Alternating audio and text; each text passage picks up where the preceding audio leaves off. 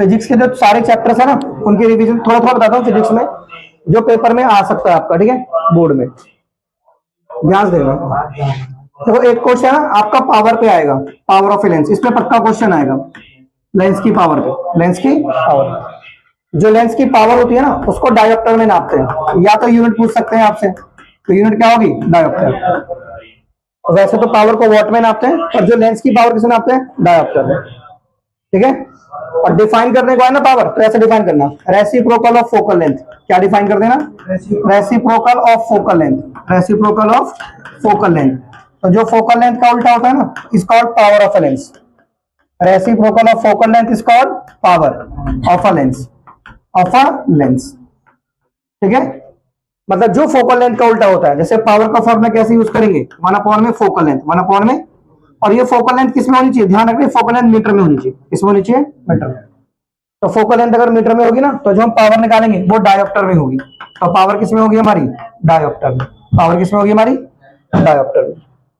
Simple सा question नहीं है, आपको 1 MCQ में देंगे, जैसे बोलेंगे फोकल लेंथ हमारी 10 मीटर है, फोकल लेंथ हमारी 10 मीटर है, तो पावर बताओ, तो ऐसे लिख देना, पावर बराबर 1 में फोकल लेंथ इन मीटर, तो सबसे पहले तो फॉर्मूला हो गया, और ये हो गया 1/10, अब नीचे देना ऊपर से एक के बाद पॉइंट लगा के डायोप्टर लिख देना, 0.1 डायोप्टर, 0.1 डायोप्टर। लेकिन अगर वही फोकल लेंथ आपको सेंटीमीटर में देंगे, जैसे मान लो उसने दिया 20 सेंटीमीटर, तो सेंटीमीटर में आपको 100 ऊपर यूज करना है बस। अब पावर का फॉर्मूला हो गया 100/f, 100/में, जहां ये f किस में, सेंटीमीटर में, f किस में है, तो हो गया 100 और ये हो गया 20, तो 100 को 20 से डिवाइड करो, ये आ गया 5 डायोप्टर, क्या आ गया है, 5 डायोप्टर।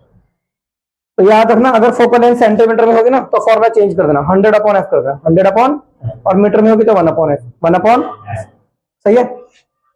बाकी कॉन्वेक्स कॉनकेव पता है, जैसे कॉनकेव है तो कॉनकेव की पावर कैसी होती है, माइनस की, कॉनकेव की पावर कैसी होती है, माइनस की, और कॉन्वेक्स की पावर कैसी होती है, प्लस की, कॉन्वेक्स की पावर पॉजिटिव होती है।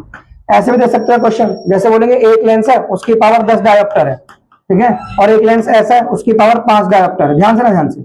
अब ये कनकेव लेंस है, ये कौन सा लेंस है, कनकेव, ठीक है, ये कनकेव है, तो बोलेंगे टोटल पावर क्या होगी, तो टोटल पावर की दोनों को प्लस कर देना, P1 प्लस के P2, ये लगा दिया फॉर्मूला, ठीक है। अब बात को सुनो, जैसे ये 10 है ना, अब इसको आगे माइनस लेना, क्योंकि कनकेव की माइनस में होती है, अब माइनस बाहर ले लेंगे, तो 10 में से 5 गए तो 5 आ गया, तो ये 5 डायोप्टर आ गया, कितना आ गया, तो ऐसे टोटल पावर निकाल सकते हो, टोटल फोकल लेंथ भी निकाल सकते हो। टोटल फोकल लेंथ कैसे निकालोगे, 1 में टोटल पावर, देखो पावर डायोप्टर में ही रहती है, पावर डायोप्टर में ही, पावर को थोड़ा चेंज करेंगे, वो तो डायोप्टर में रहेगी, तो ये तुम्हारी 1/5 आ गई, तो तुम्हारी 0.2 मीटर आ गई, 0.2, क्योंकि जब तुम्हारी पावर डायोप्टर में होगी ना, पावर किसमें होगी, तो फोकल लेंथ मीटर में आएगी, फोकल लेंथ किसमें आएगी, मीटर में, तो 0.2 मीटर है, तो उसको 100 से मल्टीप्लाई करके लिख देना 20 सेंटीमीटर, कितना लिख देना, 20 सेंटीमीटर। अब इसकी ओवरऑल पावर प्लस है ना, तो इसकी बड़ा ध्यान दीजिए, बिल्कुल सुन लीजिए ढंग से, ओवरऑल पावर प्लस है ना इसकी, तो जिसकी पावर प्लस होगी तो उसे क्या बोलेंगे, कॉन्वेक्स। यानी नेचर पूछेंगे ना आपसे, नेचर ऑफ द लेंस क्या है, तो नेचर ऑफ द लेंस में बताना कि कॉन्वेक्स है कि कॉनकेव है, कॉन्वेक्स है क्या, नेचर ऑफ द लेंस में क्या बताना होता है, कॉन्वेक्स है कि कॉनकेव है। तो दो पावर देके आपसे total power, total focal length पूछ सकते हैं, ठीक है।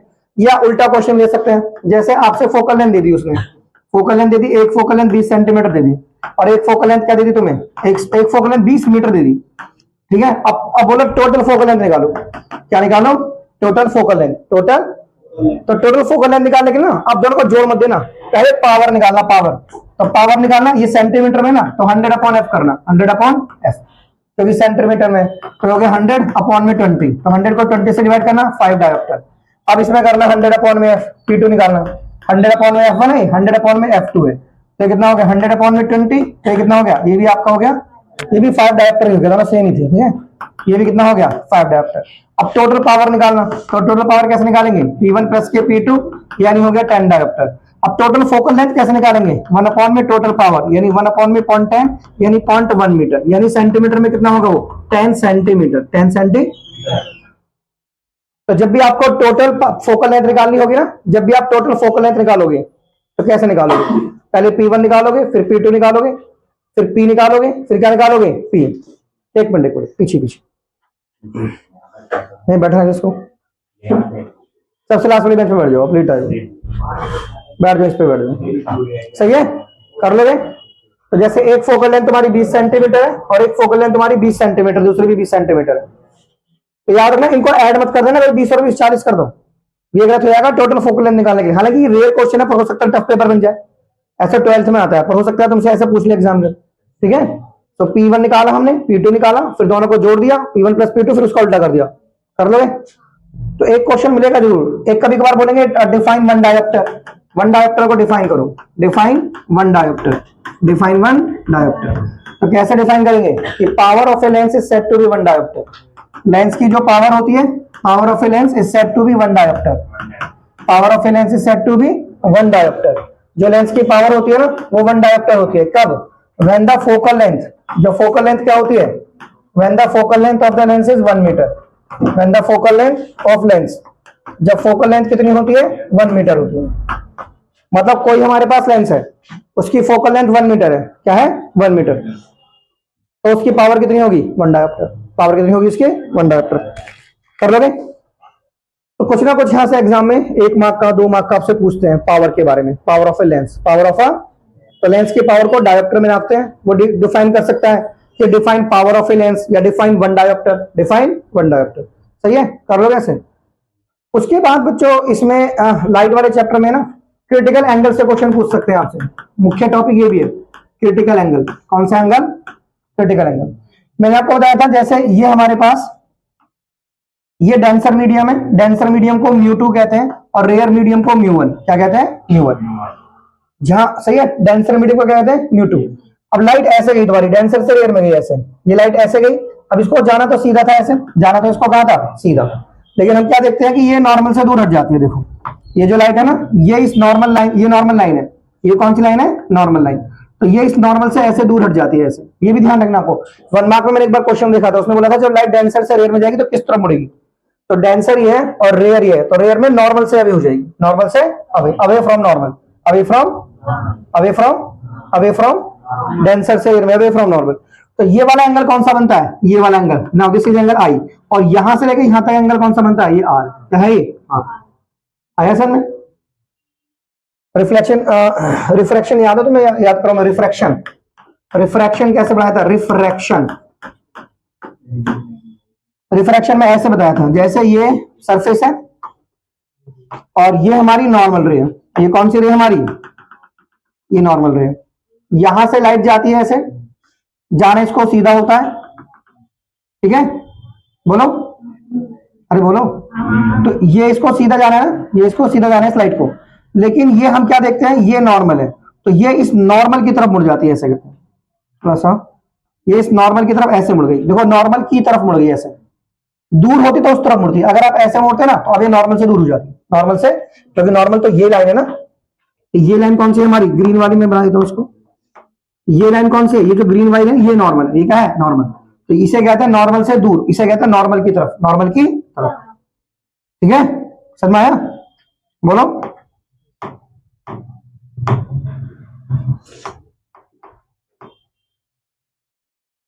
समझ में आया?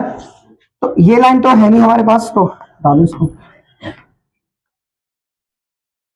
तो मेन हमारे पास सुनो ये लाइन है, जैसे इंसिडेंट रे, इस ये इंसिडेंट रे होगी और इसको ऐसे जाना है, ऐसे ऐसे ऐसे जाना था इसको, लेकिन अब जाइए ऐसे रही है, ऐसे जा रही है, तो ये एंगल बना आर और ये एंगल कौन सा बना आई, क्या बना ये आई, तो ये आई है एंगल ऑफ इंसिडेंस और ये रिफ्रैक्शन एंगल है, क्या है, और इनका रेशो लेना है साइन के साथ, लेना साइन के साथ, ऐसे साइन आई, अब नीचे क्या लेना है, साइन आर, तो इसके रेशियो क्या कहते हैं, म्यू, क्या कहते हैं इसको, और म्यू किसको कहते हैं, रिफ्रैक्टिव इंडेक्स, म्यू किसको कहते हैं, और इस लॉ को क्या कहते हैं, स्नेल्स लॉ, क्या कहते हैं इसको। तो अगर मैं तुमसे पूछूं ना स्नेल्स लॉ क्या है, तो क्या बोलोगे आप, म्यू बराबर sine I by sine R, mu बराबर साइन आई बाई, म्यू बराबर साइन आई बाई, ये स्नेल्स लॉ है, क्या है ये, स्नेल्स लॉ।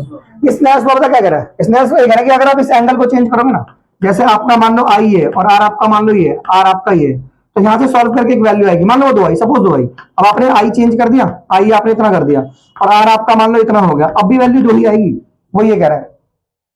ये रेशियो चेंज नहीं होगा, ये रेशियो चेंज, ये रेशियो फिक्स ही होगा, रेशियो क्या होगा, फिक्स।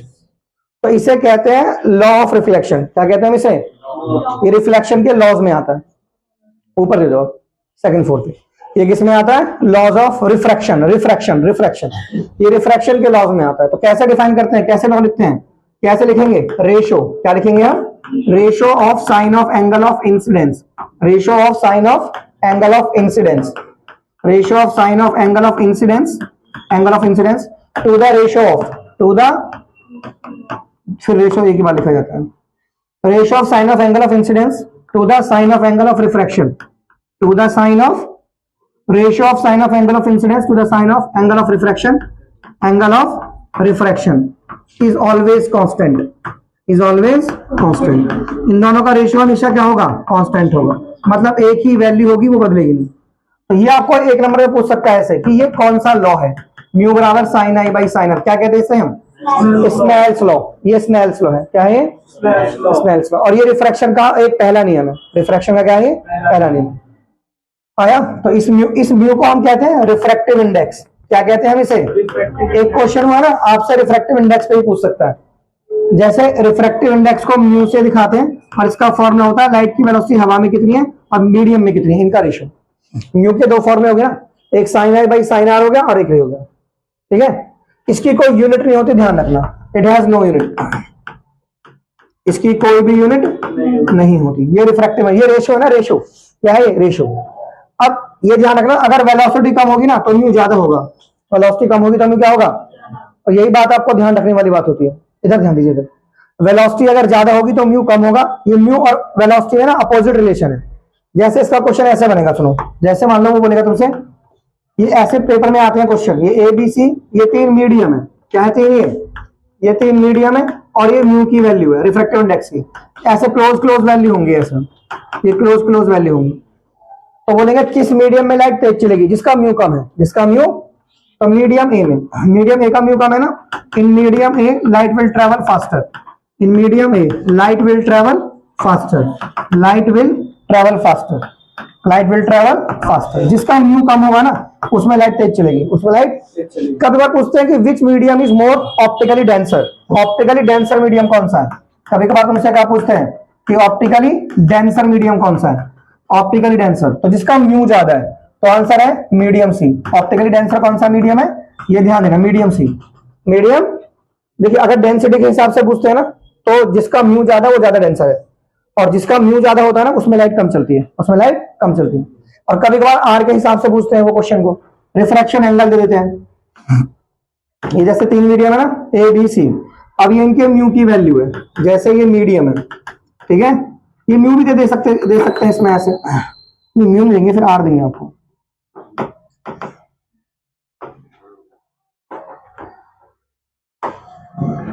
देखिए ये आर दे दिया, रिफ्रैक्शन एंगल, कौन सा एंगल, जैसे ये 30 है और ये 60 है और ये 90 है, ऐसे आपको सिंपल बोलना, अगर आर बढ़ेगा ना, जैसे आर बढ़ेगा, अगर आर बढ़ेगा तो म्यू आपका, म्यू बराबर साइन आर, साइन आर बढ़ेगा, साइन, देखो म्यू का फॉर्मूला क्या होता है बच्चों, म्यू का फॉर्मूला होता है sine I upon sine R, sine upon sine R. अगर ये बढ़ेगा ना तो ये पूरा बढ़ेगा, साइन आर बढ़ेगा, क्योंकि साइन 0 पे सबसे कम होता है और साइन 90 पे सबसे ज्यादा होता है। यानी अगर ये एंगल बढ़ेगा, ये एंगल बढ़ेगा तो पूरा वैल्यू बढ़ेगा इसका। अगर आर बढ़ेगा तो ये पूरा बढ़ जाएगा, और ये पूरा बढ़ जाएगा तो ये घट जाएगा, क्योंकि नीचे लिखा हुआ है ना अपोजिट है, ऊपर नीचे लिखे हुए। अगर ये बढ़ेगा तो ये घटेगा, और अगर ये घटेगा तो वेलोसिटी बढ़ेगी, वेलोसिटी बढ़ेगी। यानी कहने का मतलब है जिसका आर ज्यादा होगा ना उसमें स्पीड ज्यादा होगी। देखो आर के बाद एक बात सुनो, आर के बाद एस अल्फाबेट आता है ना, आर के बाद एस आता है, तो मोटा समझना है कि सर ने बताया था अगर आर ज्यादा तो स्पीड ज्यादा, आर ज्यादा तो, और अगर स्पीड ज्यादा तो म्यू कम, म्यू कम। तो बोलेंगे किस मीडियम में लाइट ट्रेवल करेगी फास्ट, तो मीडियम सी में लाइट ट्रेवल फास्ट करेगी, ठीक है। मीडियम सी में लाइट कैसे ट्रेवल करेगी, फास्ट, ठीक है। और उल्टा भी पूछ सकते हैं कि किसका म्यू कम है, जिसमें तेज चल रही लाइट, म्यू किसका कम है, सी का। अगर म्यू सी का कम है, समझ में आ गया ना, समझ में आ रहा है।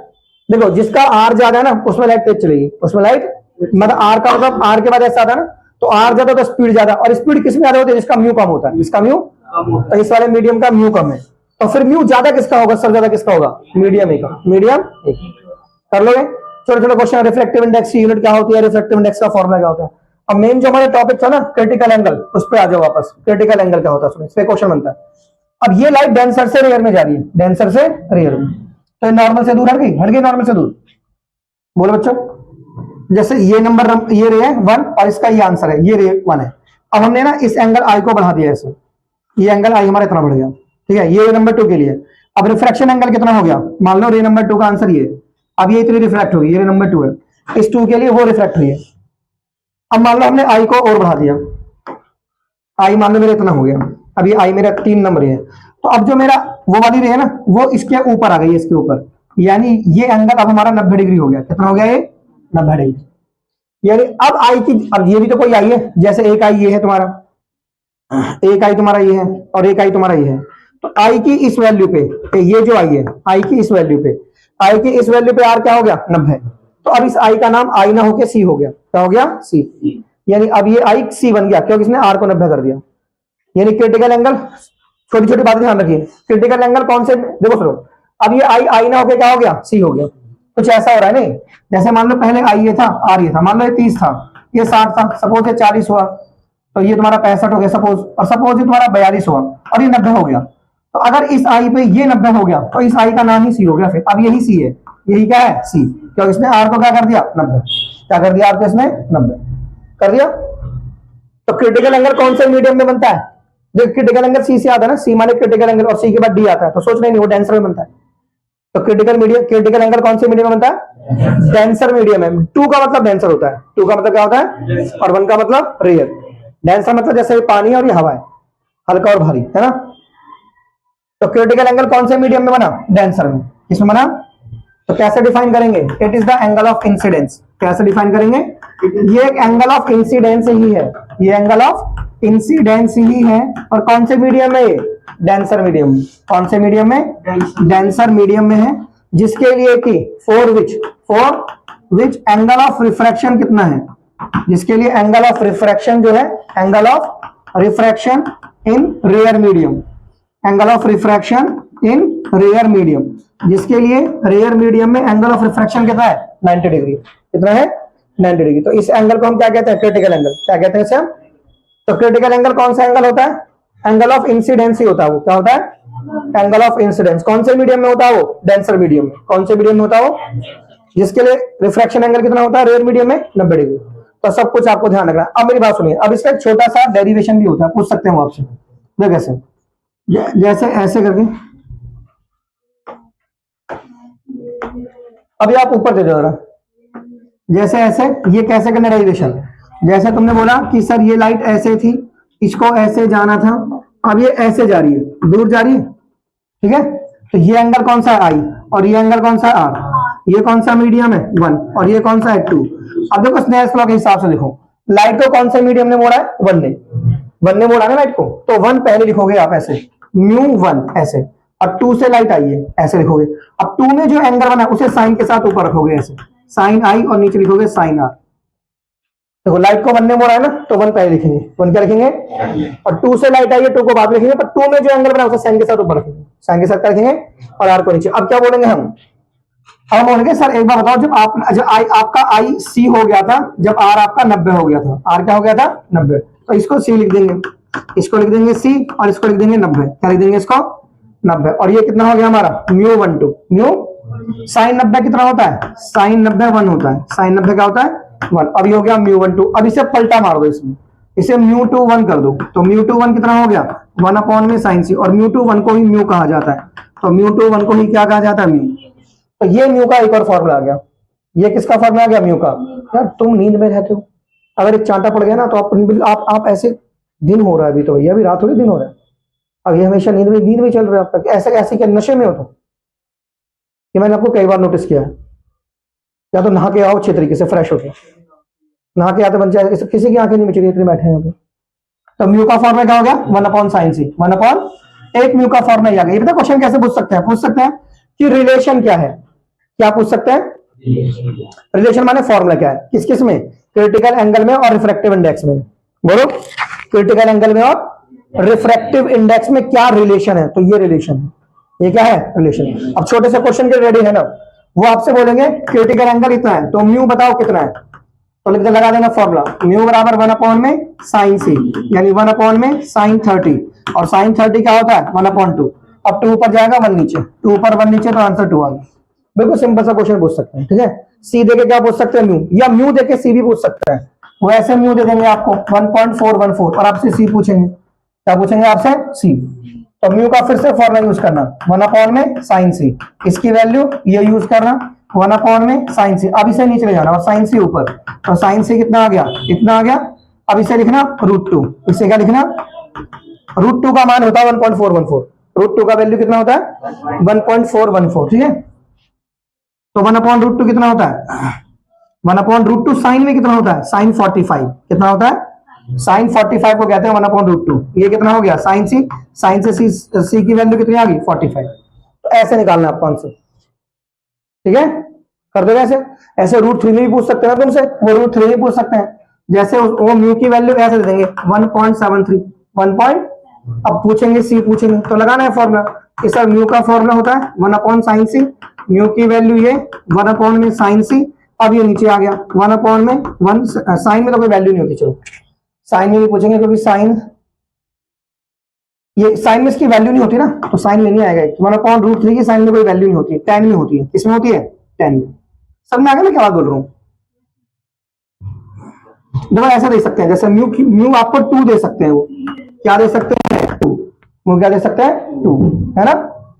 तो फिर आपने लगाया म्यू बराबर 1 में साइन सी, यहाँ पे 2 आ गया, यहाँ पे आ गया 1/sin सी, 2 नीचे साइन सी इधर, तो साइन सी बराबर 1/2, 1/2 साइन में किसकी वैल्यू होती है साइन 30, तो ये साइन सी, सी से सी कैंसिल, साइन से साइन कैंसिल, सी 30। ऐसे दे सकते हैं, दे सकते हैं, बोलो सही है। तो ये म्यू पे क्वेश्चन जरूर पूछेगा वो 100%। या इसको लिखते कैसे हैं, जैसे वो कभी बात तो ऐसे पूछते हैं भैया इसको कैसे लिखोगे, कैसे बोलोगे इसको आप, इसको बोलेंगे ऐसे रिफ्रैक्टिव इंडेक्स, क्या बोलेंगे हम इसे, रिफ्रैक्टिव इंडेक्स किसका, ऑफ मीडियम 2 का है ये, इसका है, इसके जो बना है उसको बोलना है ऐसे with respect to 1, with respect to 1, इसको ऐसे बोलना होता है। ये 2 का रिफ्रैक्टिव इंडेक्स है। अच्छा अगर मैंने μ2 लिखा है ना, तुम बताओ इधर, तुम बताओ अगर मैंने μ2 लिखा है तो लाइट को कौन से मीडियम ने मोड़ा है, 2 के ने 1 ने। अगर मैंने μ2 लिखा है तो लाइट को कौन से मीडियम ने मोड़ा है, हाँ लाइट किसने मोड़ा है 2 ने, लाइट कहां से आई है 1 से, लाइट को 2 ने मोड़ा, लाइट कहां से आई है 1 से। तो ये हो गया हमारा क्रिटिकल एंगल, क्या हो गया हमारा क्रिटिकल एंगल। अब वापस आ जाओ क्रिटिकल एंगल पे। अब क्रिटिकल एंगल के आगे की स्टोरी तुमसे वो कैसे पूछ सकते हैं,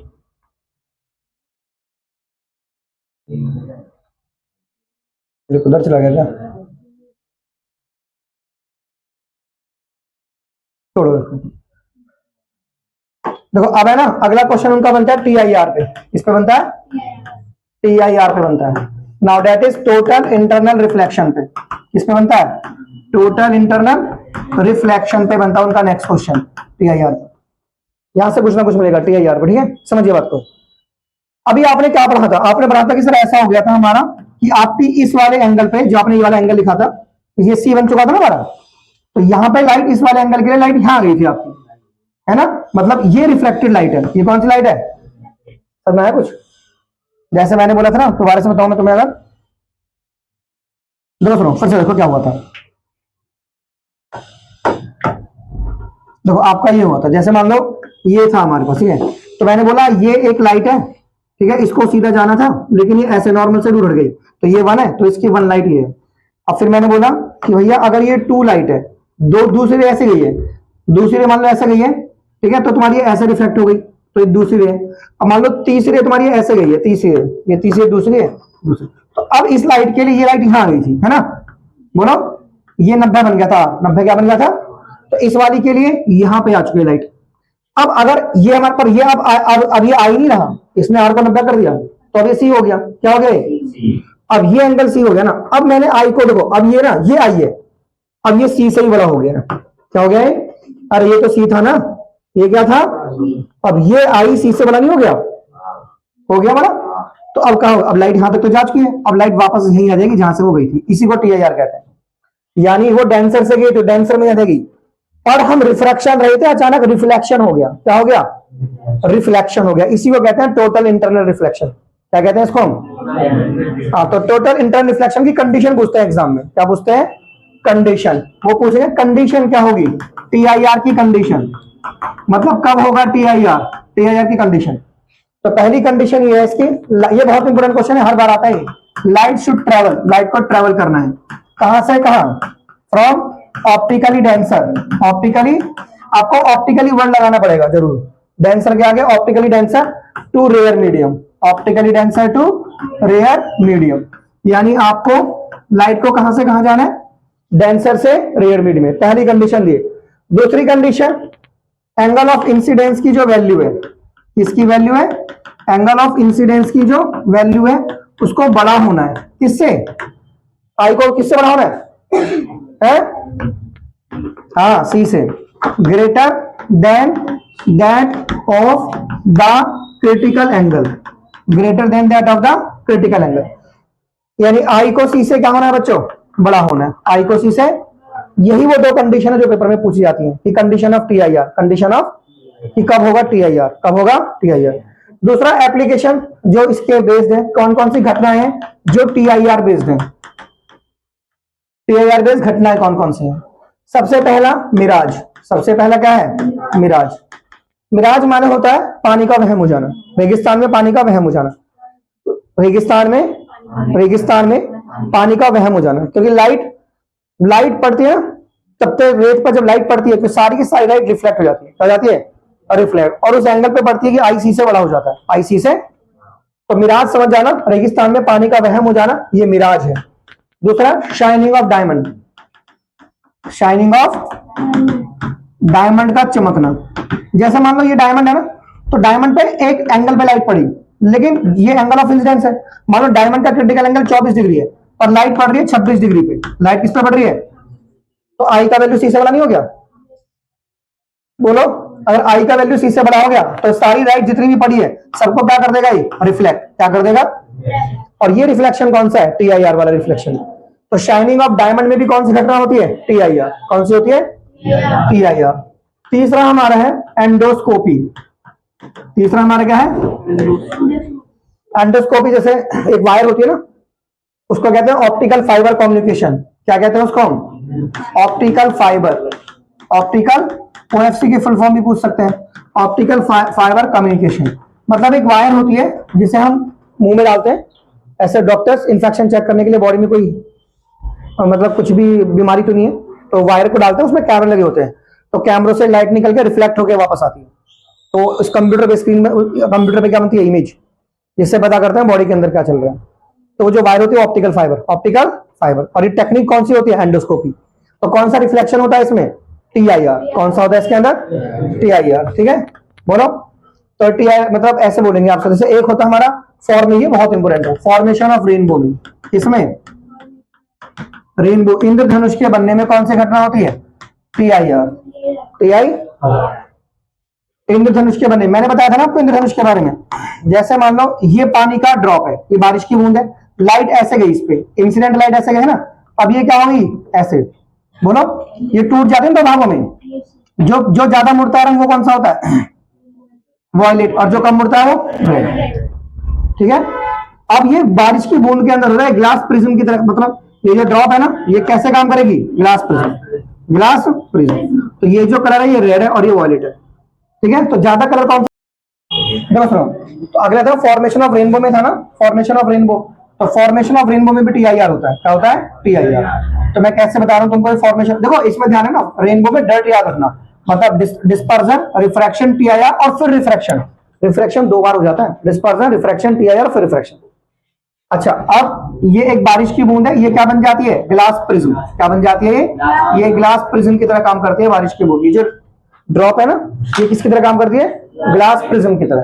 ठीक है, तो ये देखो मैंने तुम्हें समझाया था, जैसे मान लो ये हमारा, आप जैसे मैंने बोला प्राइमरी रेनबो है, कौन सा रेनबो है, प्राइमरी। तो प्राइमरी में आर आ रहा है ना, तो प्राइमरी का मतलब रेड ऊपर होगा और वॉयलेट नीचे होगा, रेड ऊपर होगा और वॉयलेट नीचे। तो अगर रेड ऊपर है ना और वॉयलेट नीचे है तो वो प्राइमरी है। क्या है वो, देखो प्राइमरी में पी आर से पकड़ना, सर ने बताया था, रेड ऊपर होना चाहिए, वॉयलेट नीचे, रेड ऊपर वॉयलेट नीचे होना चाहिए, तो प्राइमरी रेनबो हो गया। क्या हो गया, प्राइमरी रेनबो। और फिर सेकेंडरी रेनबो में कैसे बताया था मैंने तुम्हें, सेकेंडरी रेनबो, हाँ, वॉयलेट ऊपर और रेड नीचे, ये वॉयलेट ऊपर और रेड नीचे, तो ये कौन सा आपका सेकेंडरी। और सेकेंडरी में एक चीज और थी, जैसे मान लो सेकेंडरी में क्या था, जैसे पानी की बूंद है और ये सनलाइट है, तो पहले ऐसे मुड़ी है ना, फिर ये रिफ्लेक्ट हो गई, फिर ये रिफ्लेक्शन एक बार और हो जाता है बच्चों, फिर ये रिफ्लेक्शन एक बार और हो जाता है। दोबारा से देखो, थोड़ा बड़ा बनाओ इसको, देखो ऐसे, ये ऐसे है और ये ऐसे मुड़ी, फिर ये अंदर मुड़ी, फिर ये एक बार और मुड़ जाती है ऐसे ऐसे। तो ये रिफ्लेक्शन दो बार होता है इसमें। क्या होता है इसके अंदर, ये कौन सा रिफ्लेक्शन दो बार हुआ है, टी आई आर। तो सेकेंडरी में TIR 2 बार होता है। TIR क्या होता है? तो रेनबो कितने तरह के होते हैं? 2 तरह के, प्राइमरी और सेकेंडरी। तो प्राइमरी में क्या, कौन सा रूप होता है प्राइमरी में? तुम बताओ, रेनबो में कौन कौन से इंसिडेंट होते हैं, कौन कौन सी घटना रेनबो में होती है? सीक्वेंस से बताना, पहले ये होता है फिर ये बोलो। हाँ हाँ हाँ जी, डिफ्रैक्शन, डिस्पर्जन, रिफ्रैक्शन, TIR और फिर रिफ्रैक्शन। और सेकेंडरी रेनबो में TIR 2 बार होता है। रिफ्रैक्शन तो सभी में 2 बार होता है, और सेकेंडरी में TIR भी कितनी बार होता है? 2 बार होता है। ठीक है, तो कौन सा हल्का होता है इनमें, कौन सा मतलब फेंटर होता है? ये प्राइमरी ब्राइटर होता है, प्राइमरी क्या होता है, और सेकेंडरी फेंटर होता है। सेकेंडरी क्या होता है? फेंटर। फेंटर माने धुंधला, हल्का, फीका। समझ में आ गया? तो रेनबो में भी कौन सी घटना हो रही है? TIR। कौन सी घटना हो रही है? तो TIR कहां कहां पे हो रहा है बताओ? एक तो हो रहा है हमारा मिराज में, एक हो रहा है शाइनिंग ऑफ डायमंड में, एक एंडोस्कोपी में, एक ये एंडोस्कोपी का घुमा फिरा के पूछ सकते हैं। जैसे एक बच्चा अपनी मदर को ले गया डॉक्टर के पास, तो डॉक्टर ने रिफ्रैक्शन से कोई फिनोमिना करा, तो पूछ सकते हैं कौन सा है। या उनके जो है माउथ में वायर डाल दी, उनके जेल भरा मुंह में, फिर वायर डाल दी, और फिर ये कौन सी घटना है, ये कौन सी? Mirage, shining of diamond, formation of rainbow और एंडोस्कोपी। एक और होता है आइनोस्फेरिक रिफ्लेक्शन, कहते हैं उसे। क्या कहते हैं उसे हम? Ionospheric reflection. आइनोस्फेरिक रिफ्लेक्शन कहते हैं, आइनोस्फेरिक रिफ्लेक्शन। मतलब जैसे क्या होता है ना, आइनोस्फेरिक रिफ्लेक्शन क्या होता है, जैसे मान लो अर्थ है और यहाँ पर ये आइनोस्फेरिक लेयर है, और यहाँ पे हमने सिग्नल भेजा यहाँ से, तो सिग्नल भेजा वो आइनोस्फेयर से टकरा के यहाँ गिरता है यहाँ। तो ये जो रिफ्लेक्शन है TIR है। कौन सा रिफ्लेक्शन है? तो ये एक तरह का कम्युनिकेशन है, आइनोस्फेरिक रिफ्लेक्शन के थ्रू होता है वो। कम्युनिकेशन हो रहा है, आइनोस्फेरिक रिफ्लेक्शन हो रहा है, आइनोस्फेयर की लेयर से रिफ्लेक्शन हो रहा है। तो इसे भी क्या कहते हैं? TIR। क्या कहते हैं इसे? TIR। तो TIR लगभग 5 चीजों में हम कर रहे हैं, मिराज में, एंडोस्कोपी में, शाइनिंग ऑफ डायमंड में, फॉर्मेशन ऑफ रेनबो में, और आइनोस्फेरिक रिफ्लेक्शन। आइनोस्फेरिक, तो TIR बेस्ड घटना बहुत इंपॉर्टेंट है। ठीक है, TIR, total internal reflection, total internal reflection. उसके बाद ये लाइट वाला है सारा हम पढ़ रहे हैं, तो इसमें अब सीधा हम रिवीजन कर रहे हैं। तो जैसे आई पे क्वेश्चन कैसे कैसे आएगा, यहाँ पे डिफेक्ट पे क्वेश्चन बनेगा। किस पे बनेगा? डिफेक्ट। ह्यूमन आई में सारे डिफेक्ट याद कर लीजिए। ठीक है, तो डिफेक्ट में कौन कौन से डिफेक्ट मैंने बताए थे आपको? डिफेक्ट में बताए थे मैंने आपको मायोपिया। क्या बताया था? देखो एम के बाद कौन सा अल्फा बताया था? एन। तो एन माने क्या बताया था? Near sightedness. क्या बताया था मैंने तुम्हें? Near sightedness. Near sightedness. Myopia को क्या कहते हैं? Near sightedness. क्या कहते हैं उसे? देखो एम के बाद एन आता है ना, कैसे याद करना? Near sightedness. और नियर साइटेडनेस पढ़ के ऐसे लगता है जैसे पास का दिखाई दे रहा हूं, लेकिन इसमें पास का ही साफ दिखाई देगा, दूर का दिखाई नहीं देगा। और एम माने एक और हिंट है, एम से माइनस। एक और हिंट क्या था? माइनस। यानी इसमें कॉनकेव लेंस पहनेंगे। कौन सा लेंस पहनेंगे इसके अंदर? कॉनकेव। एक ऐसा लेंस जिसकी पावर माइनस में हो। यानी अगर आपने पावर माइनस का चश्मा पहन रखा है, आपकी पावर माइनस में है, तो आपको मायोपिया है। क्या है आपको? देखो एम से मतलब माइनस, एम से मतलब, और एन के बाद एन आता है ना, तो मतलब नियर साइटेडनेस। नियर साइटेडनेस समझ में आ गया? सो मायोपिया में हमें कहां का साफ दिखाई देता? बिल्कुल क्लियर कर लीजिए। ठीक है, अगला कौन सा है? हाइपरमेट्रोपिया। अगला कौन सा है हमारा? हाइपरमेट्रोपिया। तो इसमें इसको क्या कहते हैं? फार साइटेडनेस। क्या कहते हैं इसे? फार साइटेडनेस। तो ऐसा लगा जैसे फार का दिखाई दे रहा हो, पर फार का ही दिखाई देगा। इसमें फार का ही साफ दिखाई देगा, पास का साफ दिखाई देगा। ठीक है, क्योंकि जो इसमें हमारा नियर पॉइंट होता है ना, हमारा नियर पॉइंट कितना होता है? 25 सेंटीमीटर। हमारा नियर पॉइंट कितना होता है? 25 सेंटीमीटर। 25 सेंटीमीटर हमारा नियर पॉइंट निकल बिंदु। तो इसमें नियर पॉइंट फार चला जाता है। नियर पॉइंट क्या होता है बच्चों? फार चला जाता है, जिस वजह से इसे फार साइटेडनेस कहते हैं। इसमें नियर पॉइंट फार चला गया। जैसे इस वाले डिफेक्ट को, जैसे ये मेरा नियर पॉइंट है, मुझे यहाँ पे साफ दिखाई देता है, और अभी मेरा फार चला गया, मुझे बीमारी हो गई, डिफेक्ट हो गया, तो अब ऐसे दिखाई देगा। नियर जो लोग ऐसे पढ़ रहे हैं ना, ऐसे पढ़ रहे हैं, समझ जाओ, उनको फार साइटेडनेस है, हाइपरमेट्रोपिया। हाइपरमेट्रो। तो कौन सा चश्मा पहनेंगे इसमें? कॉनकेव्स, कॉन्वेक्स। कौन सा पहनेंगे? कॉन्वेक्स। तो पावर कैसी होगी? पॉजिटिव। पावर कैसी होगी? पॉजिटिव। तो याद रखना, उसको नियर साइटेडनेस क्यों कहा था हमने? क्योंकि उसमें फार पॉइंट क्या आता है? नियर। बोलो, जिसको मैंने नियर साइटेडनेस कहा है, इसको नियर साइटेडनेस क्यों कहा है? क्योंकि जो इसमें फार पॉइंट है ना, वो कहां जाता है? फार पॉइंट नियर आ जाता है। फार पॉइंट क्या जाता है? नियर। तो इसीलिए क्या कहते हैं इसे? Near sightedness. क्या कहते हैं इसे हम? हाँ, तो नियर साइटेडनेस में कहां का साफ दिखाई दे रहा? दूर का। नियर साइटेडनेस में दूर का ही दिखाई दे रहा, उल्टा हो रहा है। ऐसा लग रहा है नियर का दिखाई दे रहा हो, पर दूर का दिखाई दे रहा है। और फार साइटेडनेस में हमें पास का साफ दिखाई दे रहा। बिल्कुल क्लियर कर लीजिए, कोई कंफ्यूजन नहीं होना चाहिए। ठीक है, ओके बच्चों, फार पॉइंट कितना होता है हमारा? फार पॉइंट है, हमारा फार पॉइंट इनफाइनाइट होता है, मतलब हम बहुत दूर का साफ देख सकते हैं। फार पॉइंट इनफाइनाइट होता है और नियर पॉइंट 25 सेंटीमीटर। छोटी छोटी चीजें याद रखो कि नियर पॉइंट इतना, फार पॉइंट इतना, मायोपिया में ये, हाइपरमेट्रोपिया में ये। क्रॉस क्वेश्चन पूछ सकते हैं। अगर आपको बोर्ड का दिखाई दे रहा है तो आपको कौन सा डिफेक्ट है? अगर अखबार नहीं पढ़ पा रहे तो हाइपरमेट्रोपिया। अखबार नहीं पढ़ पा रहे तो एक डिफेक्ट में ना एक और आता है, उसे कहते हैं प्रेस बायोपिया। क्या कहते हैं उसे? तो इसमें कौन सा लेंस लगाते हैं? बाईफोकल लेंस, मतलब दोनों लगाते हैं इसके अंदर। ये दोनों होता है, नियर भी और फार भी, नियर भी और फार भी। इसे प्रेस बायोपिया कहते हैं। एक होता है हमारा अस्टिग्मेटिज्म। एक क्या होता है, इसमें लेंस ही पूछेंगे आप, ज्यादा पूछेंगे। अस्टिग्मेटिज्म में कौन सा लेंस लगाते हैं? Cylindrical lens. कौन सा लेंस लगाते हैं? Cylindrical lens, cylindrical lens. ठीक है, तो डिफेक्ट चारों याद कर लीजिए, मायोपिया, हाइपरमेट्रोपिया, प्रेस बायोपिया और अस्टिग्मेटिज्म। एक कभी कभार बोलेंगे जो धुंधला हो जाता है ना, आंखों का लेंस धुंधला होता है, उसे क्या कहते हैं? कैटरेक्ट। क्या कहते हैं उसे? कैटरेक्ट, जिसमें धुंधला हो जाता है। ठीक है, मिल्की मिल्की हो जाता है लेंस। क्या हो जाता है? मिल्की कलर लेंस का हो जाता है, तो ये पूछ सकते हैं कैटरेक्ट में। इसमें कैटरेक्ट में तो इसका तो ऑपरेशन एकमात्र इलाज होता है, सर्जिकल मेथड से ठीक होता है कैटरेक्ट। ठीक है, मोतियाबिंद। ठीक है, क्लियर है? नियर पॉइंट, सारे लेंस याद है? तुम बताओ मायोपिया में कौन से लेंस से ठीक कर रहे हैं? मायोपिया को, मायोपिया को कौन से लेंस से ठीक कर रहे हैं? अरे मायोपिया भी तभी तभी तुम नींद में हो, मैंने बोला ना आपको। Myopia means M, M means minus, तो माइनस माने कौन के, माइनस माने, इतनी सी बात नहीं समझ आ रही? मायोपिया तो एम से सर ने बताया, माने माइनस, माइनस माने कौन के। ठीक है, माइनस का मतलब ही कौन के, चाहे लेंस हो चाहे मिरर हो। कौन के का मतलब हर चीज माइनस में, हर चीज किसमें कर लोगे? Myopia, hypermetropia. ओके, तो यहां से ना डिफेक्ट में पूछेंगे आपसे। क्या पूछेंगे आपसे? डिफेक्ट में। सही है, क्या पूछेंगे आपसे? वो डिफेक्ट में। ये थोड़ा सा ऐसे पूछ सकते हैं, थोड़ा मैं बताऊं। देखो, अगर आपकी जो इमेज है वो पीछे बन रही है रेटिना की, तो कौन सा डिफेक्ट हो गया? हाइपरमेट्रोपिया। कौन सा हो गया? ये पीछे क्यों बन रही है बताओ? क्योंकि लेंस में कम मोड़ा है ना, लेंस में उसे कम मोड़ा है, तो इसलिए पीछे भी, यानी लेंस की पावर कम है, लेंस की पावर। तो इसकी पावर को ऐसे ही एक लेंस से बढ़ाना पड़ेगा ना, सेम टू सेम लेंस लगाओ, पावर बढ़ जाए। अब ये बिल्कुल यहाँ मोड़ देगा रेटिना पे, यहाँ मोड़ देगा यहाँ, ये चीज। तो कौन सा लेंस से ठीक किया? कॉन्वेक्स। तो यानी ये कौन सा डिफेक्ट था? हाइपरमेट्रोपिया। यानी हाइपरमेट्रोपिया में रेटिना के पीछे इमेज बन जाती है। रेटिना के, थोड़ा दिमाग लगाओ बच्चों। जैसे हाइपरमेट्रोपिया में क्या हो रहा है, जैसे ये रेटिना यहाँ बननी थी इमेज, लेकिन इमेज बन गई पीछे। क्या बन गई? क्योंकि लेंस कम मोड़ पाया, लेंस कम मोड़ पाया। तो इसी लेंस को ऐसे इसकी पावर बढ़ा दो ना, अब ये ज्यादा मोड़ देगा, यहाँ मुड़ गई, तो हो गया ठीक। तो कौन से लेंस से ठीक हुआ हाइपरमेट्रोपिया? कॉन्वेक्स। ठीक है, याद रखना, हाइपरमेट्रोपिया में रेटिना के पीछे बनती है इमेज। अगर किसी को हाइपरमेट्रोपिया तो इमेज कहां बनेगी? रेटिना के पीछे। अब मायोपिया में आगे बन जाएगी। मायोपिया में जैसे ये रहे ना, तो ये यहाँ बैंड हो जाएगी, आगे बन जाएगी। यानी इसने ज्यादा मोड़ दिया, इसने, यानी ये कॉन्वेक्स है तो इसको कम करना है, तो कॉनकेव लगा के कम करना पड़ेगा। कॉनकेव लगा के कम, अब यहाँ मोड़ देगा। समझ आ गया? तो ऐसे डायग्राम पे ध्यान रखना। अगर आगे बन रही है तो कहां, कौन सा है वो? मायोपिया है। और पीछे बन रही है तो, अच्छा आगे बन रही है तो लेंस की शक्ति क्या है? ज्यादा। तो कम कैसे करोगे? उल्टा लेंस लगा के, कॉन्वेक्स को कॉनकेव से कम कर देंगे। और कम मुड़ रही है तो यानी शक्ति क्या है? कम है, तो ज्यादा कैसे करोगे? वही लेंस लगाओगे जो है। समझ में आ गया? क्लियर हो गया है? इसके बाद है ना, जैसे रेटिना के बारे में पूछते हो आपसे। किसके बारे में? रेटिना। किसके बारे में?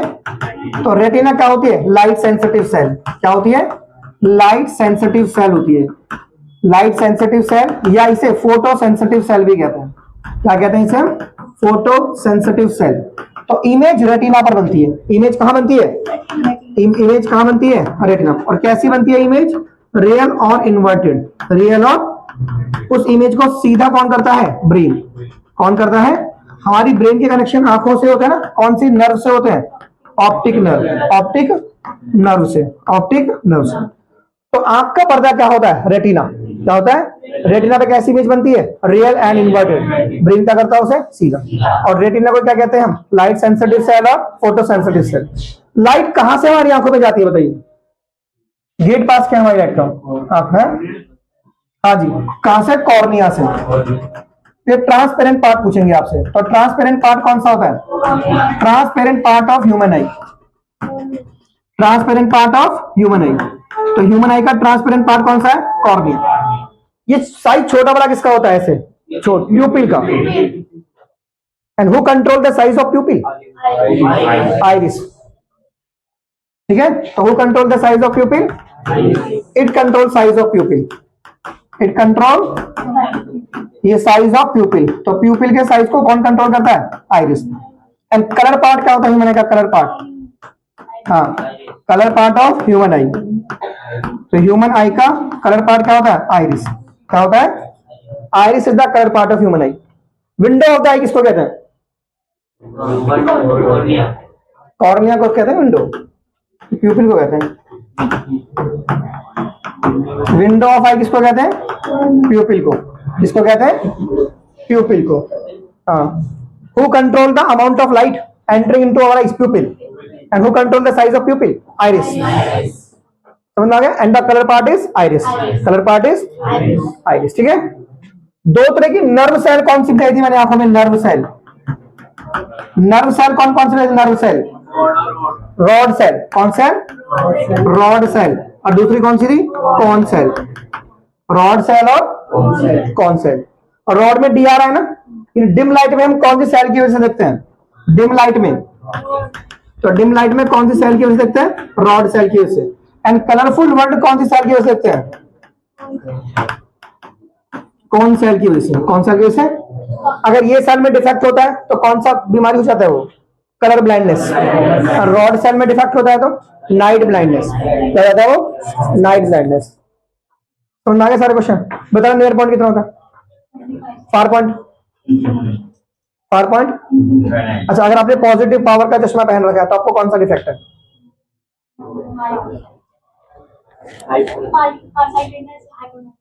फार साइटेडनेस, हाइपरमेट्रोपिया। हाइपरमेट्रोपिया कर लोगे? ऐसे कर लोगे? उसके बाद बच्चों एक चीज और पूछते हैं वो एग्जाम में, पावर ऑफ एकोमोडेशन। क्या पूछते हैं? Power of accommodation. Power of, तो ये क्या है? ये एक तरह का एडजस्टमेंट है। क्या है ये? It is the adjustment. It is the, ये एक तरह का एडजस्टमेंट है।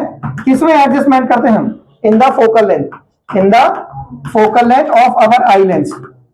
In the focal length of our, हमारी आंखों में जो लेंस होता है उसकी फोकल लेंथ में एडजस्टमेंट करते हैं, सो डेट, ताकि वी कैन सी, हम देख सकें, we can see far away object, ताकि हम फार अवे ऑब्जेक्ट, ठीक है, as well as nearby object, as well as nearby object, far away object as well as nearby object clearly. तो उसे हम क्या कहते हैं? उसे हम पावर ऑफ एकोमोडेशन कहते हैं। मतलब ये आंखों का जो लेंस होता है ना, उसकी फोकल लेंथ को छोटा बड़ा करना। छोटा बड़ा, जब दूर का देख रहे हैं तो रिलैक्स कर देना, और पास का देखना तो कॉन्ट्रैक्ट कर देना। तो हम आंखों की, ये जो हमारी आंखों में भी एक लेंस होता है, कौन सा? Convex lens. कौन सा लेंस? बाई कॉन्वेक्स लेंस कहते हैं उसको। आंखों में भी लेंस होता है बाई कॉन्वेक्स लेंस। तो उसकी फोकल लेंथ को हम घटाते बढ़ाते हैं, दूर का देखने के लिए रिलैक्स कर देते हैं, पास का देखने के लिए कॉन्ट्रैक्ट। तो ये कौन सी मसल्स करती हैं? Ciliary muscles. कौन सी मसल्स होती हैं जो करती हैं काम? ये सिलेरी मसल्स। सिलेरी मसल्स करती है। ये सिलेरी मसल्स होती हैं जो कॉन्ट्रैक्ट करती हैं और रिलैक्स करती हैं, कॉन्ट्रैक्ट करती हैं और रिलैक्स करती हैं। ठीक है, कर लो। तो गेट पास क्या? हमारी आंखों का गेट पास, जहां से लाइट होके जा रही है, कॉर्निया से, इससे। और आंख का पर्दा किसको कहा है मैंने? रेटिना को। And window of the eye किसको कहा मैंने? छोटा बड़ा साइज किसका होता है? वो control the size of pupil. What is the colour part? Nerve cell, rod cell और कॉन सेल। ध्यान रखें, नर्व सेल अलग है, फोटोसेंसिटिव सेल अलग है, फोटोसेंसिटिव सेल अलग है, और नर्व सेल अलग है, नर्व सेल अलग है। बाकी मैंने अभी कॉन्सेप्ट डिस्कस किया तुमसे, दैट वाज डिस्पर्जन। क्या डिस्कस किया मैंने? डिस्पर्जन। देखिए डिस्पर्जन क्या होता है? डिस्पर्जन, डिस्पर्जन समझते हो? डिस्पर्जन माने होता है, जैसे ग्लास प्रिज्म है ना, सुनो इधर, ये ग्लास प्रिज्म है और ये व्हाइट लाइट है। कौन सी लाइट है? ये व्हाइट लाइट है। तो जब ये इस पे टकराती है ना, तो ये ऐसे कलर में टूट जाती है, ये ऐसे रंगों में टूट जाती है। तो जो कलर ज्यादा मुड़ता है वो होता है हमारा, जो कलर ज्यादा मुड़ता है ना वो वॉयलेट होता है, और जो कलर कम मुड़ता है वो क्या होता है? रेड।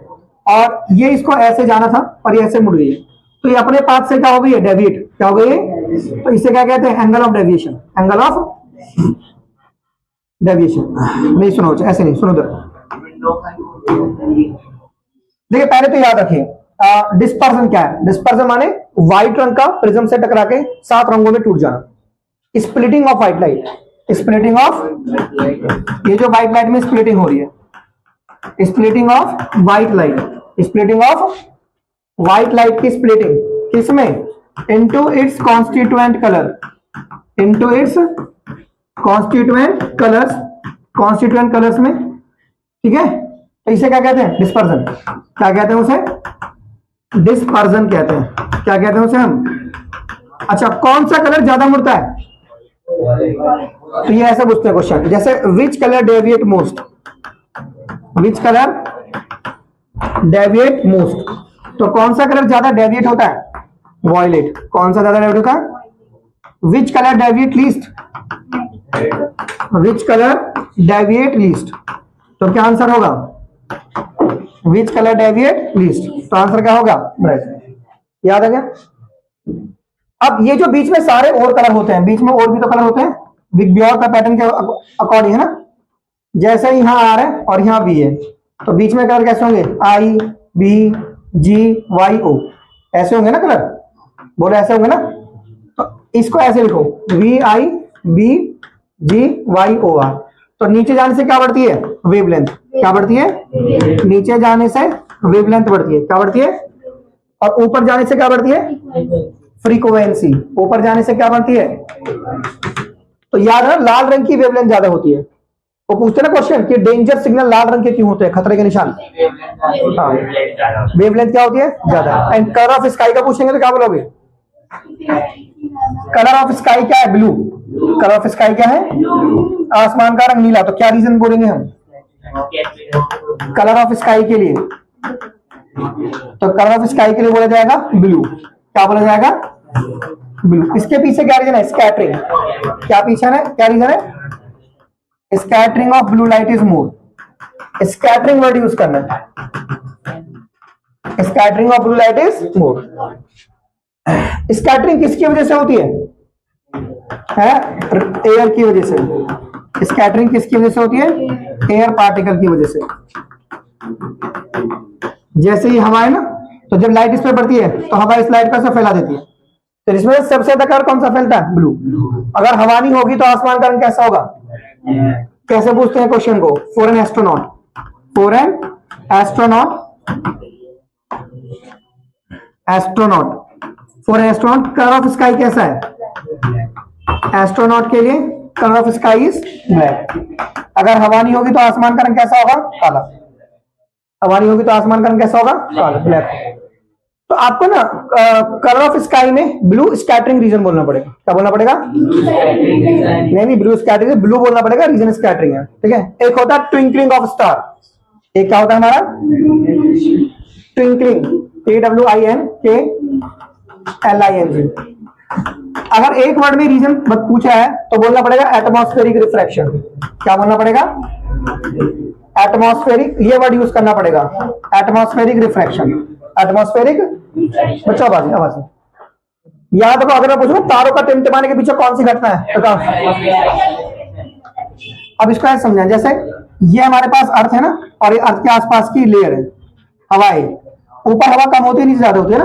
तो जो लाइट आती है सन से, इधर सुनो, जो लाइट सन से आती है ना, तो ऊपर का मीडियम डेंसर है, रेयर है, रेयर। ये नॉर्मल, नॉर्मल, ये क्या ड्रॉ करा हमने? ये नॉर्मल ड्रॉ करा। क्या ड्रॉ करा हमने? तो ये डेंसर है और ये रेयर है। तो लाइट किस तरफ मुड़ेगी? डेंसर से रेयर में जाएगी। तो डेंसर से रेयर में जाएगी तो ये रेयर है, सॉरी ऊपर वाला रेयर है, ऊपर कम हवा है, ऊपर हवा कम है, नीचे ज्यादा हवा है। तो ये रेयर है और ये डेंसर है। तो rare to denser, towards normal, towards, देखो रेयर टू डेंसर, हल्के से भारी में, तो टूवर्ड्स नॉर्मल। ये भी पूछ लेते हैं, towards normal, rare to denser. तो देखो ये रेयर है, ये मीडियम कैसा है? रेयर, और ये डेंसर है। तो ये नॉर्मल, जैसे नॉर्मल, तो नॉर्मल की तरह ऐसे मुड़ गई लाइट, ये ऐसे मुड़ गई। अब एक और नॉर्मल बना है यहाँ पर, ये नॉर्मल हो, ये नॉर्मल 90 डिग्री बनाया नॉर्मल।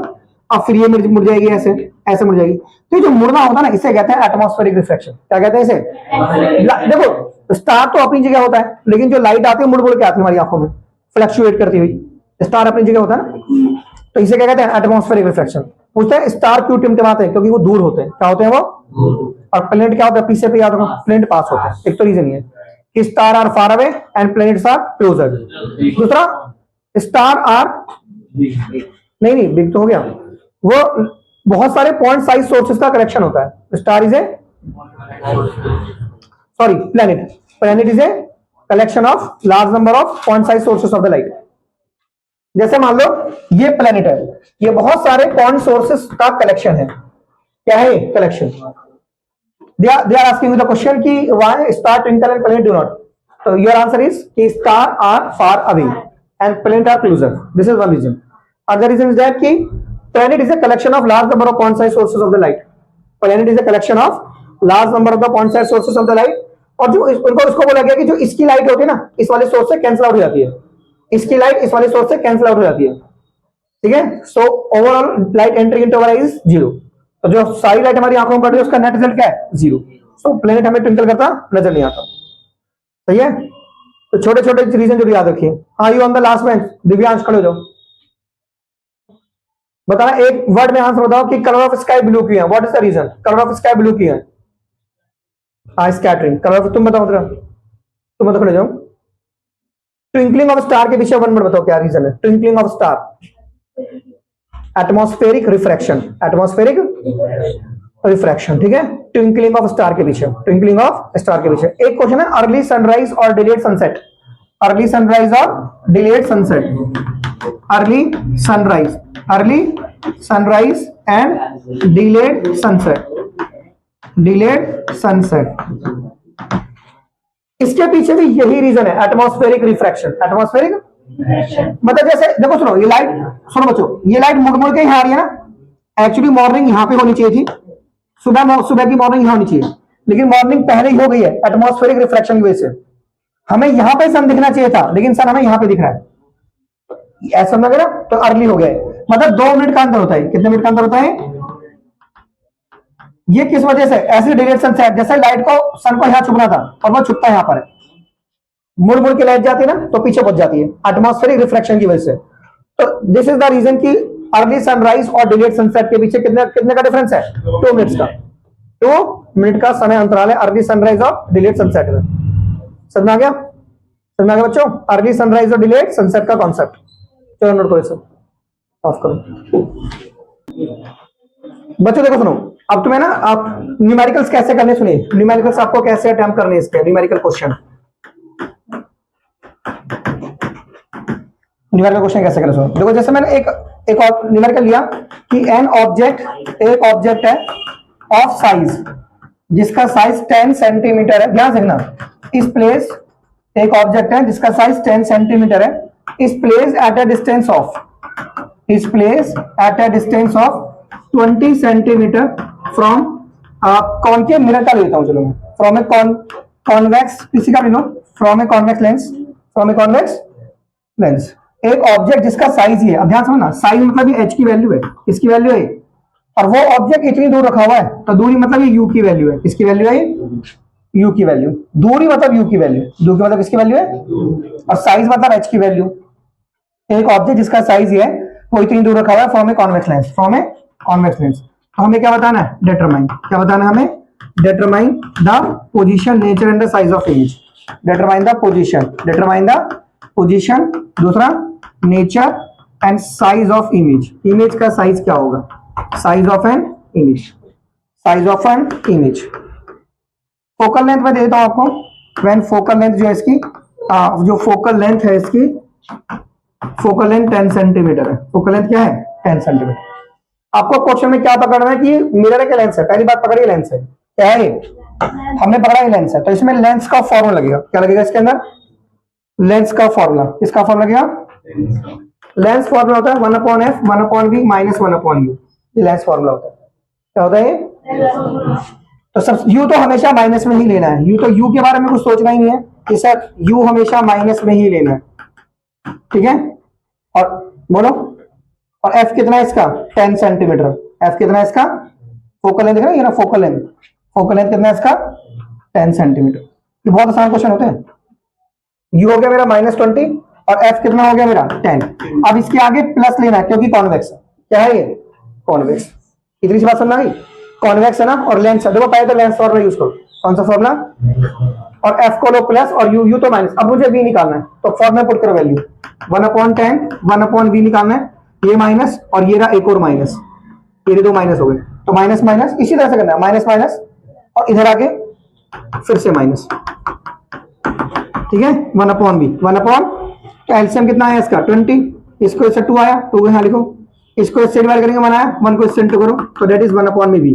तो v की वैल्यू कितनी आ गई, इसको उल्टा करेंगे ना, यहाँ 1/20 है ना, 20/1, तो 1 को हटा देंगे, तो दैट इज 20 सेंटीमीटर। तो इमेज कहाँ बन रही है, 20 सेंटीमीटर, 20 सेंटीमीटर। अब हमसे क्या पूछा उसने, साइज ऑफ इमेज। ये चीज क्या है, ये पोजीशन आ गई है, क्या आ गई है, कहां बन रही है, पोजीशन।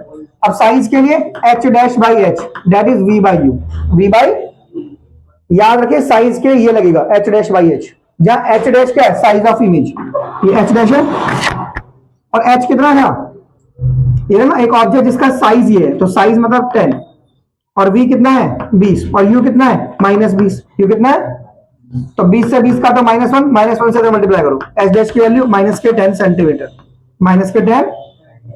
इस तरह से आपको क्वेश्चन का डिजाइन बनाना है, आए समझ। तो सबसे पहले क्या पकड़ना है, देखो सुनो, अगर कॉन्वेक्स वर्ड आ गया है, क्या वर्ड आ गया है, चाहे वो लेंस आ जाए चाहे वो मिरर आ जाए, अगर वर्ड कॉन्वेक्स है, वर्ड क्या है, तो सिर्फ u ही नेगेटिव होगा, u ही क्या होगा, बाकी f v भी क्या आएगा, r भी, सब चीज पॉजिटिव आएगा, u तो हमेशा ही नेगेटिव होगा, u को तो मतलब नहीं होता कॉन्वेक्स है कॉनकेव है। लेकिन अगर कॉनकेव वर्ड आ गया है, कौन सा वर्ड आ गया है, बोलो, अगर कनकेव आ गया है वर्ड, कौन सा वर्ड आ गया है, कनकेव, तो v क्या हो जाएगा, u तो है ही नेगेटिव, p भी क्या हो जाएगा, और f भी क्या हो जाएगा, सब चीज नेगेटिव हो जाएंगी। अगर कनकेव वर्ड आ गया तो कौन सा वर्ड आ गया, कनकेव, क्या कुछ भी हो, लेंस हो चाहे मिरर हो। तो दोबारा से, जैसे मैंने बोला तुमसे, मैंने बोला कि एक ऑब्जेक्ट है of size 20 centimetre is placed at a distance of 30 centimetre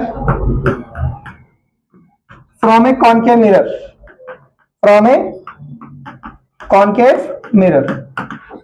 एक ऑब्जेक्ट जिसका साइज ये है, वो इतनी दूर रखा हुआ है from A concave mirror, having radius of curvature, इसमें रेडियस रखिए, having radius of curvature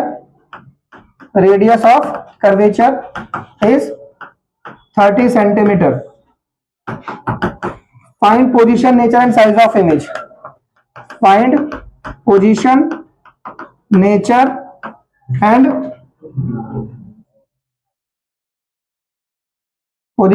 and size of image. अब सुनो, पहले क्वेश्चन को रीड करो। हाँ तुम बताओ जरा, वन सेकेंड। एक ऑब्जेक्ट जिसका साइज ये है, वो किस चीज की वैल्यू है, हाँ तुम बताओ जरा। At a distance of this, ये किस चीज की वैल्यू है, u की वैल्यू है, और ये किसकी वैल्यू, r की। तो सबसे पहले गिवन चीज लिखो, एक ऑब्जेक्ट जिसका साइज ये है, यानी h की वैल्यू कितनी है, h के आगे प्लस माइनस नहीं लिखेंगे, कभी तुम बोलो सर ने बोला कौन के तो h की माइनस, h तो प्लस माइनस से मतलब नहीं उसको। एक ऑब्जेक्ट जिसका साइज ये है, वो इतनी दूर रखा हुआ है, u की वैल्यू तो हमेशा माइनस में लेनी है, u इतना है। कॉनकेव मिरर है, तो अब नेगेटिव लेना आपको, रेडियस कितना 30, तो ये -30 हो गया, और रेडियस का आधा करना फोकल लेंथ, तो फोकल लेंथ -15, रेडियस का हाफ क्या हो गया, फोकल लेंथ। अब हमें निकालना है v, क्या निकालना है हमें, v, ठीक है। अब आप मिरर फॉर्मूला यूज करो, कौन सा फॉर्मूला, बस इतना अंतर होगा, मिरर फॉर्मूले में बीच में प्लस आएगा 1/f 1/v प्लस 1/, बस इतना फॉर्मूला है। लेंस में यहां माइनस था ना, मिरर में क्या जाएगा प्लस। अब लगाओ 1/f, f कितना है 1/में -15 बराबर v निकालना है, और ये u माइनस ऐसे लिखना है जैसे मैं दिखा रहा हूं आपको, ऐसे करके ऐसे यूज करना है, अपना दिमाग लाना है, प्लस माइनस उधर आगे, बस ऐसे सोचना होता है, ज्यादा सोचना ही नहीं है, प्लस माइनस माइनस उधर आगे प्लस, बराबर 1/v 1/में। अब एलसीएम लो कितना आ गया 30, इसे इससे डिवाइड करो 2 को इससे इंटू करो, इसको इससे डिवाइड करो 1 को इससे इंटू करो, ये आ गया v -1/में। देखो अपने आप हमारा क्वेश्चन सही हो गया, हमारा v भी माइनस में ही आ गया, और माइनस में ही आना चाहिए था, तभी आंसर सही माना जाएगा, क्योंकि कॉनकेव है ना, तो कॉनकेव की हर चीज किसमें होती है, माइनस में। कॉनकेव की हर चीज किसमें होती है, माइनस में, समझ आ गया ना। तो v हमारा माइनस में है, इसका मतलब सही आया। तो ये क्या होगी, पोजीशन, ऊपर जगह बैठे हुए ऊपर आ रहा हूं, तो ये चीज क्या होगी, पोजीशन ऑफ इमेज, ये क्या हो गई, पोजीशन, ठीक है। अब हमें क्या निकालना है, साइज। क्या निकालना है हमें, अब देखो मिरर में क्या लगाओगे, एच डैश बाई एच, यहां ध्यान रखना मिरर में माइनस वी बाई यू लगता है, मिरर एम से है ना तो माइनस लगेगा मिरर में माइनस, लेकिन लेंस में क्या लगता है वाला formula, H dash by H we by you, जहां एच डैश साइज किसका, इमेज का, ये किसका साइज है और ये किसका साइज है, ऑब्जेक्ट का, ये ऑब्जेक्ट का साइज है, इमेज का साइज है, ध्यान रखो। तो हमें इमेज का साइज निकालना है ना, एच डैश, तो एच कितना है हमारा 20, यहां माइनस प्लस मत कर देना एच में, और वी हमारे पास कितना है, ये तो माइनस है और वी भी माइनस में है, दो माइनस हो गए, वी कितना है मेरा 30, माइनस 30 दो माइनस हो गया ना, और यू भी मेरा माइनस में ही है, तो यू कितना है मेरा माइनस, यू कितना है, यू माइनस 30 माइनस, ये भी माइनस 30, तो तीन माइनस हो गए ना, कितने माइनस हो गए, तो तीन माइनस का माइनस अंतर आएगा, -1 एच डैश बाई 20 उधर ले जाओ, तो एच डैश की वैल्यू -20। ये क्या बता रहा है कि इमेज उल्टी बनेगी, क्या बनेगी, उल्टी। ये कौन सा मिरर है, कॉनकेव मिरर, कौन सा मिरर है, तो माइनस बता रहा है कि इमेज कैसे बनेगी, उल्टी, कैसे बनेगी, उल्टी इमेज बनेगी, इन्वर्टेड इमेज बनेगी, कैसे बनेगी, और इन्वर्टेड हमेशा रियल होती है, real and inverted, real and inverted, real and inverted. कर लोगे ऐसे, कर लोगे, आपको वर्ड ध्यान देना है, ये हमने माइनस लिखा है प्लस लिखा है, माइनस लिखा है प्लस, कौन से पेज पे हो तुम लोग, चलो आपको 1 मिनट देना, मैं तो छुट्टी हो दूं।